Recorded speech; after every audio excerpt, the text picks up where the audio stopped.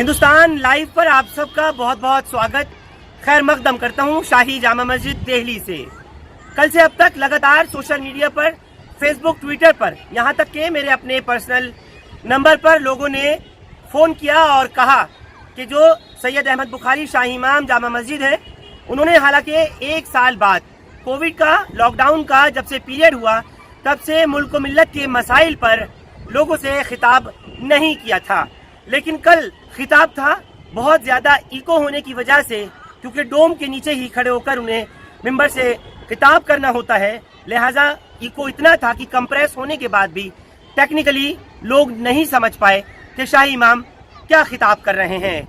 लिहाजा technical team ने उसको देखा और कुछ दोबारा से वीडियो को हाई रेजोल्यूशन करने के साथ साथ उसकी ऑडियो क्वालिटीज़ को बेहतर किया गया। ज़्यादातर लोग सुनना और जानना चाहते थे, बहुत ख्वाहिश जाहिर की कि एक बार सुनना चाहते हैं कि शाही इमाम क्या खिताब कर रहे हैं और वसीम रिजवी जैसे मलऊन के मामले पर शाही इमाम सैयद अहमद बुखारी का क्या कहना है और हुकूमत से वो क्या मुतालबा करना चाहते हैं। साथ ही जो सुप्रीम कोर्ट में अर्जी दायर की गई है, रिट लगाई गई है 26 कुरानी आयात के हटाने को लेकर के वसीम रिजवी की तरफ से, उस पर शाही इमाम का क्या कहना है। तो जो कुछ उन्होंने कहा था लोग सुनना चाहते थे, समझना चाहते थे, लेकिन ऑडियो की क्वालिटी खराब होने की वजह से नहीं समझ सके। बहरहाल पूरी तरीके से टीम ने कोशिश की है और आप लोगों को एक बार फिर से मैं शाही इमाम सैयद अहमद बुखारी का वो खिताब जो उन्होंने नमाज जुमा से पहले किया था, जिसको अब टेक्निकली दुरुस्त किया गया है, चाहूँगा कि एक मरतबा आप लोग उसे ज़रूर सुने। अज़ीज़ान मोहतरम, आज हिंदुस्तान ही नहीं बल्कि पूरी दुनिया के मुसलमानों में गुस्सा है और उनके जज्बात मशरू हुए। जब एक शैतान सिफत इंसान ने, बल्कि मैं ये कहूँगा अख्वानुश्शयातीन गिरोह के एक शख्स ने कुरान करीम की 26 आयात पर पाबंदी लगाने के लिए एक रिट सुप्रीम कोर्ट में दाखिल की, और इस तरह के वाक़यात और इस तरह की हरकत आज ही नहीं बल्कि माजी में भी होती रही। ये कोई नई नहीं, और ये एक साजिश के तहत हिंदुस्तान में, हिंदुस्तान से बाहर मुख्तलिफ ममालिक में इस तरह की हरकत होती रही। इस्लाम के ख़िलाफ़, मुसलमानों के ख़िलाफ़, कुरान करीम में तहरीफ़ के ख़िलाफ़, तहरीफ़ के लिए ये हरकत होती रही। लेकिन तारीख़ गवाह है कि जिसने भी कुरान की तहरीफ़ का मुतालबा किया या अदालत में गया, उसको कामयाबी हासिल नहीं, क्योंकि कुरान करीम में अल्लाह ताला ने खुद फरमाया कि इसकी हिफाजत का जिम्मा मेरा। और फरमाया अल्लाह ताला ने कुरान करीम में, इन कुंतुम फी रैबिम मिम्मा नज़्ज़लना अला अब्दिना फ़अतू बिसूरतिम मिन मिस्लिही वअदू शुहदाअकुम मिन दूनिल्लाहि इन कुंतुम सादिक़ीन फ़इन लम तफ़अलू वलन तफ़अलू फ़त्तक़ुन्नार अल्लती वक़ूदुहा अन्नास वल हिजारा। फरमाता है अल्लाह रब्बे करीम, अगर तुम शक में हो इस कलाम से जो हमने अपने बंदों पर उतारा, तो इस जैसी एक सूरत भी ले आओ और बुलाओ उसको जो तुम्हारा मददगार हो अल्लाह के सिवा।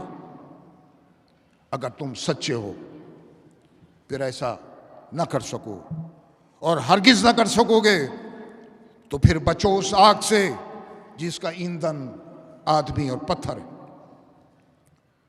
और फिर फरमाता है रब्बे करीम कुरान करीम में, इन्ना नहनु नज़्ज़लना ज़िक्र व इन्ना लहू लहाफ़िज़ून, यकीनन कुरान को उतारने वाले हम ही हैं और हम इसकी हर किस्म की हिफाजत करेंगे, तो फिर है दुनिया की कोई ताकत जो कुरान के एक नुक्ते की भी तब्दीली कर सके, एक जबर एक जेर की भी तब्दीली कोई ला सके?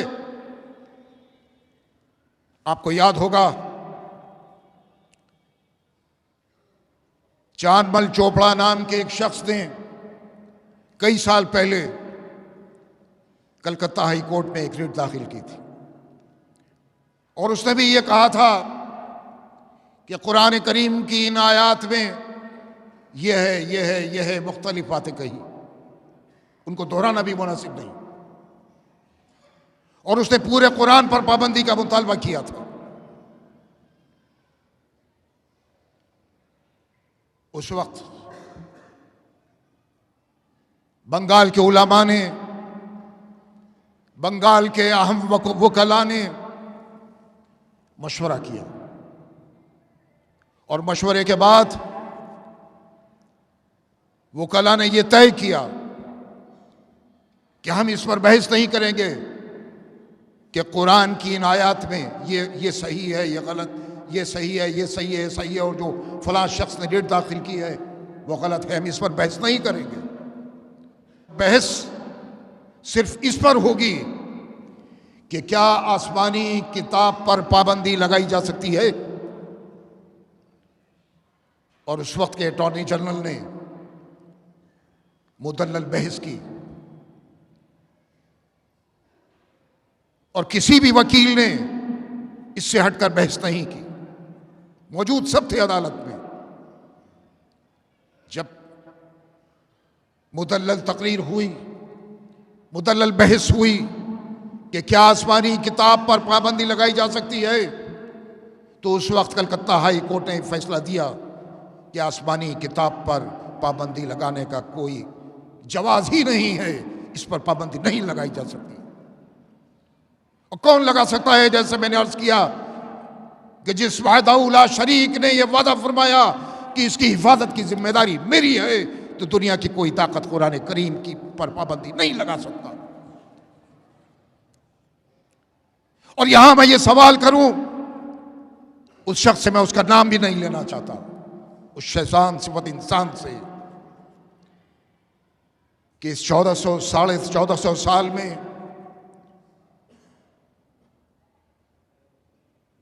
करोड़ मुसलमानों के सीनों में जो कुरान करीम महफूज रहा, उसको दुनिया की कोई ताकत खत्म कर सकी? मरते दम तक, जब तक उसके सीने में सांस थी, वो कुरान उसके सीने में महफूज रहा और कब्र तक उसके सीने और कब्र तक पहुंचा, कोई खत्म नहीं कर पाया। मशरिक से मगरिब, शुमाल से जुनूब, करोड़ मुसलमान हैं, करोड़ मुसलमान, और करोड़ों हुफ्फाज हैं जिनके सीनों में कुरान महफूज है, जो हाफिज कुरान है, चाहे वह हिंदुस्तान हो, चाहे दुनिया का कोई कोना हो। आप मशरिक में रहने वाले मुसलमान से जो हाफिज कुरान है, और मगरिब में रहने वाला मुसलमान जिसके सीने में कुरान है, उससे आप पढ़वा लीजिए। जो कुरान मशरिक में रहने वाला मुसलमान पढ़ेगा, वही मगरिब में रहने वाला मुसलमान पढ़ेगा। कोई एक नुक्ते का भी फर्क आपको नहीं मिलेगा, ना नुक्ते का, ना जेर का, ना जबर का। और ये इल्जाम और ये कहना कि ये जिहाद को तरगीब देती है ये आयत, इसमें यह है, इसमें फला है, उसमें ढिमका।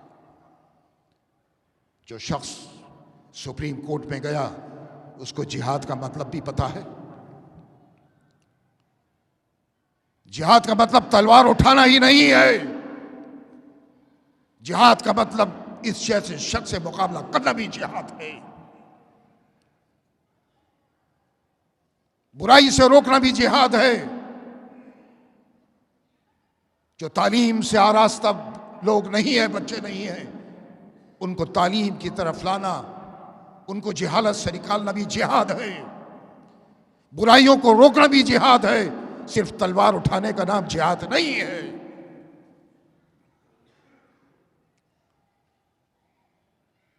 आज पूरी दुनिया में उस शख्स के नाम की चर्चा है। मैं कहता हूं ऐसे मकरूह शख्स का नाम भी लेना गलत है, जिसकी कोई हैसियत ना हो। उसका मकसद ही यही, जिसके ऊपर मुकदमा चल रहे हों, जिस पर सीबीआई ने छापे डाले हों, जिसने करोड़ों रुपए का गबन किया हो, जिसकी कोई हैसियत ना हो, उसने पब्लिसिटी के लिए और उन मुकदमात से बचने के लिए सब कुछ किया। और गौर कीजिए, इस शख्स को लाने वाला कौन है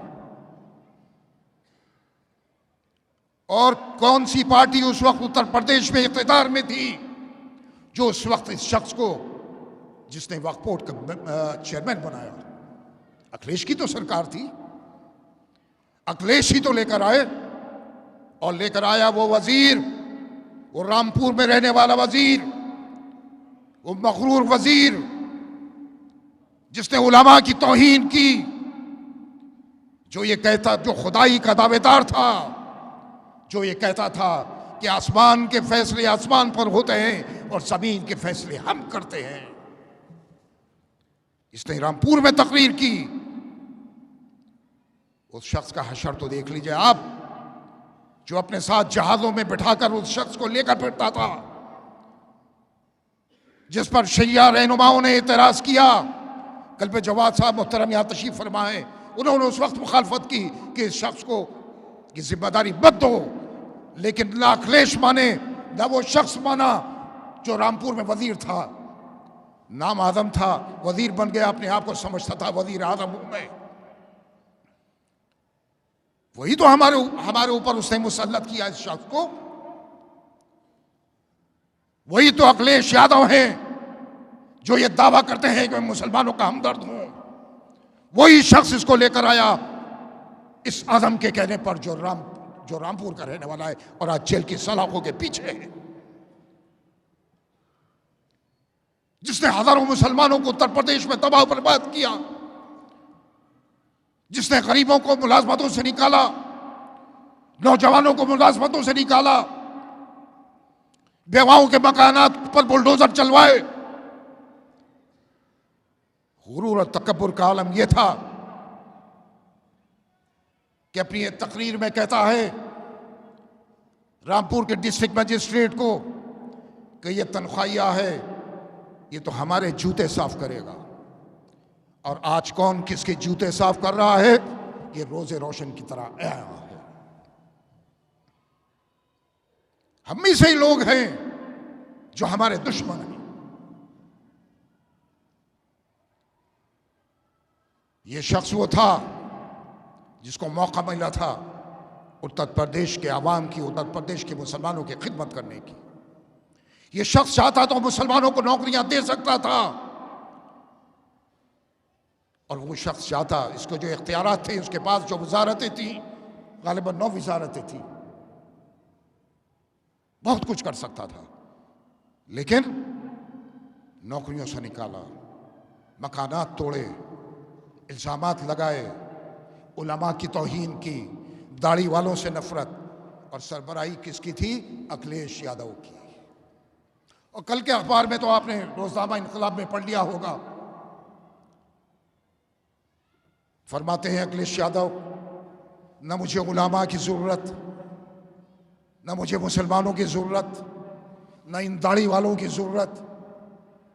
कल जो मुसलमान अपने कंधे पर बिठाकर इस अखिलेश यादव को इख्तिदार में बिठाने वाला था, आज वो ये कहता है कि मैं मुसलमानों से दूर हूंगा। तो आप किसके सेकुलरिज्म पर यकीन रखेंगे? कौन सेकुलर है आज? कोई हमारे लिए सेकुलर नहीं। ये सेकुलरिज्म सिर्फ दिखावा है। इस मुल्क में हिंदुस्तान अगर जी रहा है और रह रहा है तो सिर्फ अल्लाह के भरोसे, और कोई उसका नहीं। हकीकी मालिक अगर कोई है तो वो सात अक़दस है, वरना कोई इसका पुरसानेहाल नहीं इस मुल्क में। और इस मुल्क की बात क्या, आप दुनिया पे निगाह उठाकर देख लीजिए, दुनिया में निगाह उठा लीजिए। हमारे साथ जो सुलूक रवा है, वो दर्द जो हमारे सीनों में है, उस दर्द को हम छुपाए हुए हैं, वही सुन रहा है। और कोई हमारे दर्द को नहीं सुन रहा। आज के हालात ये हैं कि खामोशी में ये खैर है। आज हर शख्स ये चाहता है मेरा कारोबार महफूज रहे, मेरे बच्चे महफूज रहें, मेरा घर महफूज रहे, हमारी जानें महफूज रहें। ये वो दुआ करता है और उसी साथ से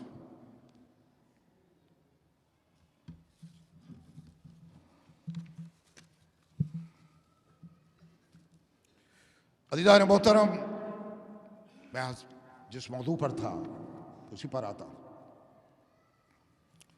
जहां तक कुरान करीम और इस्लाम का ताल्लुक़ है,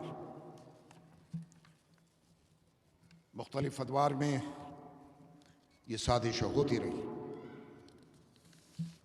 जैसा मैंने अर्ज़ किया कि इस साजिश में आज तक कोई कामयाब नहीं हुआ। और सबसे अहम तो यह है कि यह आसमानी किताब एक मौज़ा है और इसकी हिफाजत की जिम्मेदारी है अल्लाह रब्बुल इज़्ज़त ने ली है, और वही इसका मुहाफिज भी है। अब अदालत में मामला है,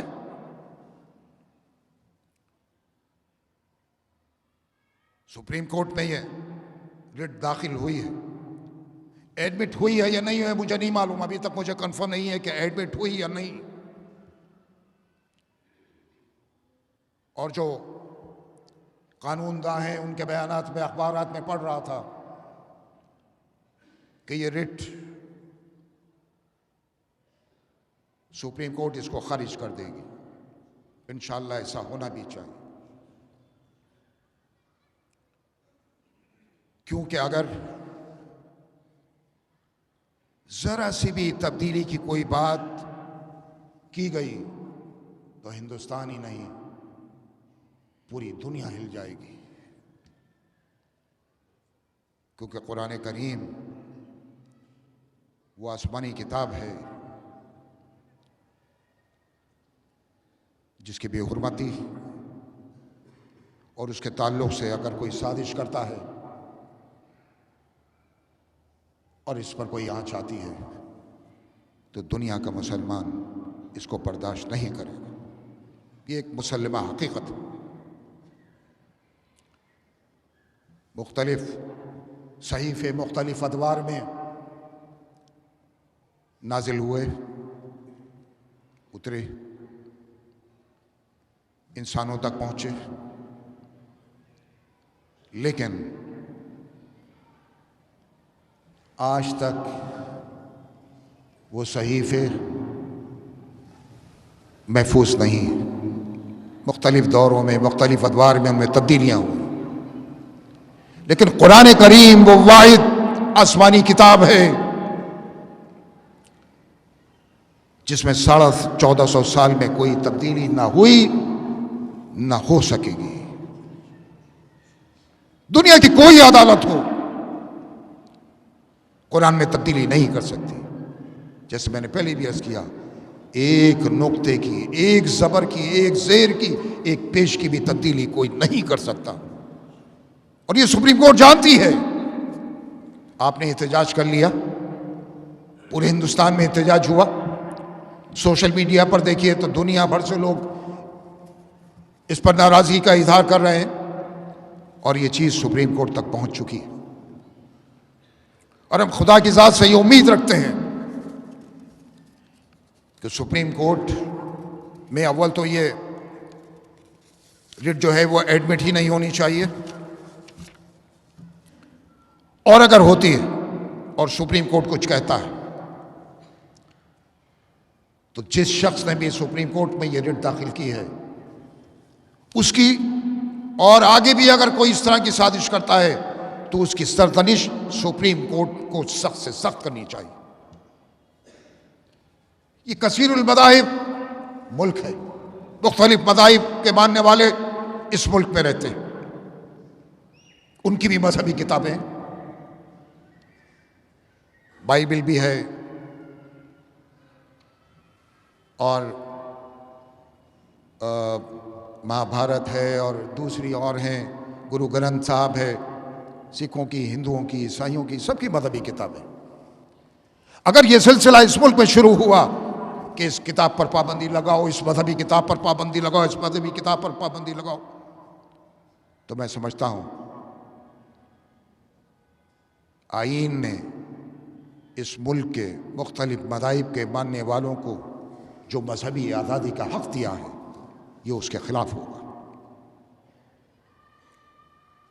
इस मुल्क में मजहबी आज़ादी का हक मुल्क के दस्तूर ने सबको दिया है, चाहे वो हिंदू हो, चाहे मुसलमान हो, चाहे सिख हो, चाहे ईसाई हो, चाहे पारसी हो, चाहे बुद्धिस्ट हो, सबको दिया है। लेकिन अगर ये सिलसिला शुरू हो गया तो फिर ये सिलसिला थमेगा नहीं। इसलिए सुप्रीम कोर्ट को चाहिए कि चाहे आज का ये शख्स हो, बदनाम ज़माना, शैतान सिफत इंसान, इसकी सख्त से सख्त सरतनिश सुप्रीम कोर्ट को करनी चाहिए, ताकि मुसलमान ये महसूस कर सके कि हिंदुस्तान की अदालत आलिया हिंदुस्तान में रहने वाले अवाम, हिंदुस्तान में रहने वाले मुसलमानों को इंसाफ देती। हम ये तवक्को रखते हैं कि अदालतें इंसाफ देंगी। बास मौके पर ऐसा हुआ है कि इंसाफ नहीं मिला, और आज भी लाखों लोग हैं, चाहे वो हिंदू हो, मुसलमान हो, कोई भी हो, इंसाफ से महरूम रहे।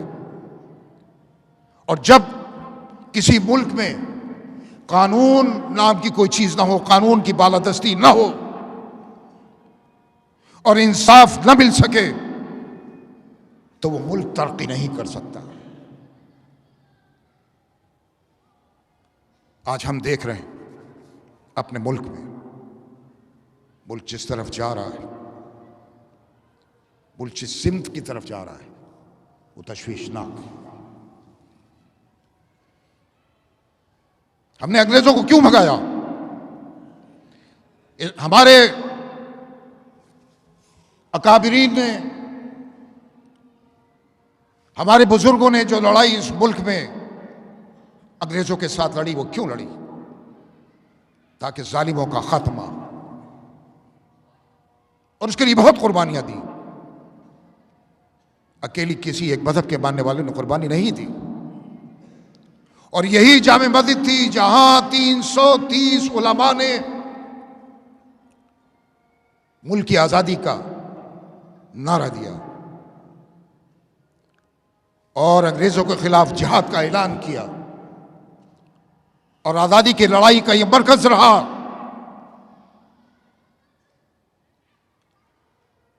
और जिसकी बुनियाद सेकुलरिज्म पर रखी गई, इस मुल्क की बुनियाद।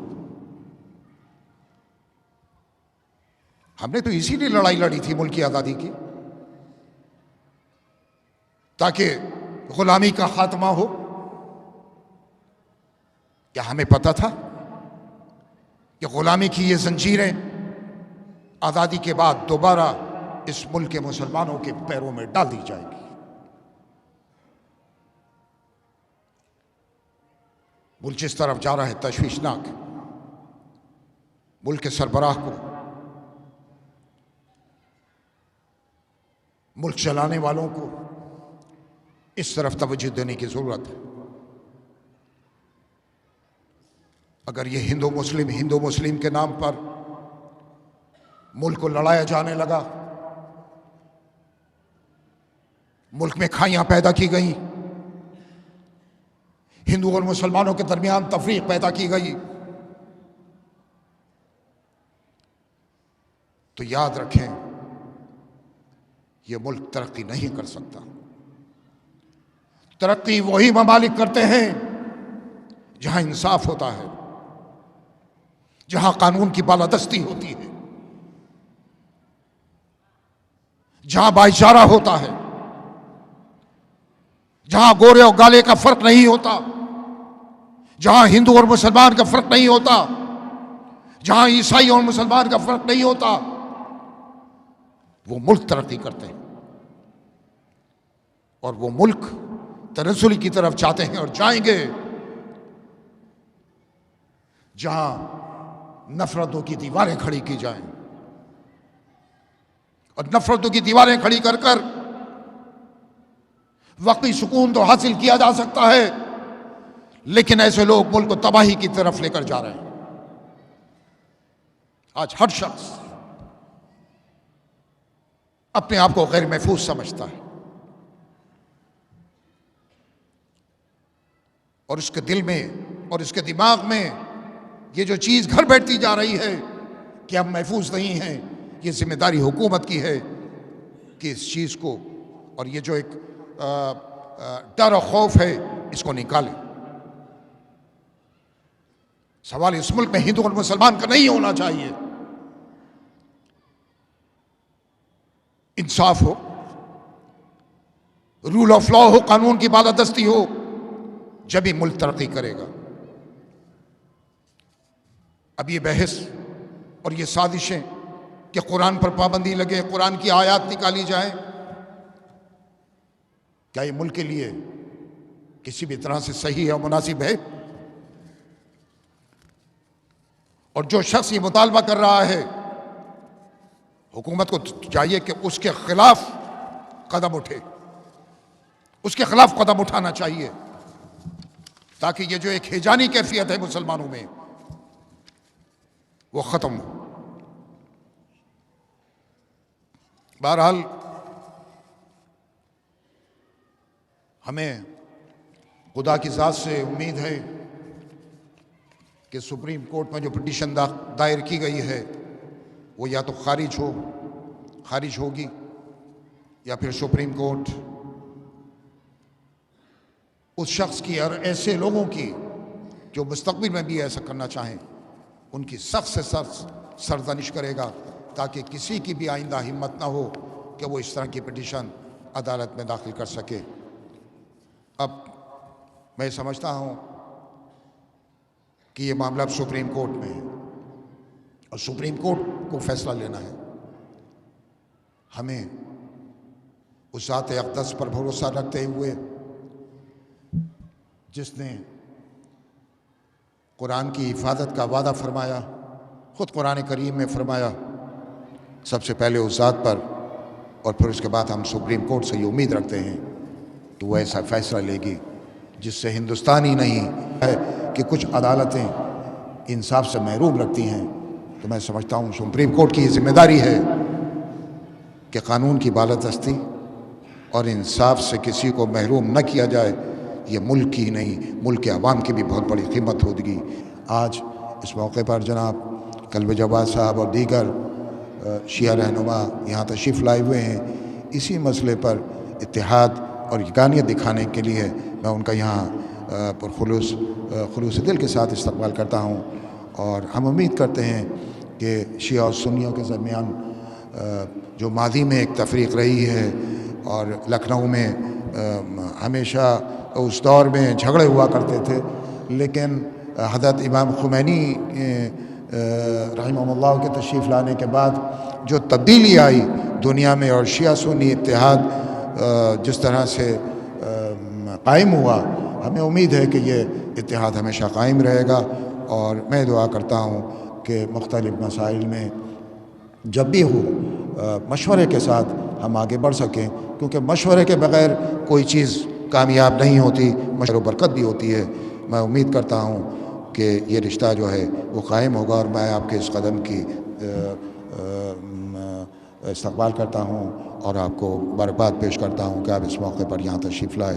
वाखिर दावाना अल्हम्दुलिल्लाह रब्बिल आलमीन। तो सुना आपने, कुल मिलाकर शाही इमाम ने साफ तौर पर कहा कि कलाम पाक जिसकी हिफाजत का जिम्मा खुद अल्लाह तबारक व तआला का है, वो अपनी इस आसमानी किताब को बखूबी महफूज रख लेगा। साथ ही साथ उन्होंने सुप्रीम कोर्ट ऑफ इंडिया से ये मुतालबा किया कि ऐसी जो रिट फाइल की गई है वसीम रिजवी की तरफ से, हालांकि एक मर्तबा भी पूरी तकरीर में नाम नहीं लिया, उस रिट पिटीशन को सुप्रीम कोर्ट खारिज करे, क्योंकि इससे मुसलमानों के जो जज्बात हैं वो मजरूह हुए हैं। अलावा इसके उन्होंने कहा कि वसीम रिजवी को लाने वाला कोई और नहीं बल्कि पूर्व मुख्यमंत्री उत्तर प्रदेश अखिलेश यादव और साथ में पूर्व कैबिनेट मंत्री आजम खान हैं। इन दोनों की वजह से ही वसीम रिजवी अस्तित्व में आया। शाही इमाम सैयद अहमद बुखारी ने जुमे की नमाज से पहले जो खुतबा दिया वो लोगों ने इश्तियाक जाहिर किया था कि नहीं सुन पाए थे हम, लिहाजा आज फिर से लोगों के लिए उसको सुनाया गया। आप लोग हमारे साथ इस खास पेशकश में जुड़े, आपका बहुत बहुत शुक्रिया। हिंदुस्तान लाइव फरहान याहिया आप लोग यूट्यूब पर सब्सक्राइब कर सकते हैं और क्लिक कर सकते हैं बेल आइकन हमारी खबर की पहली नोटिफिकेशन के लिए। फेसबुक पर हमारा page Hindustan live Farhan Yahiya follow और लाइक कर सकते हैं। बहुत बहुत शुक्रिया साथ जुड़ने के लिए। Thank you for now.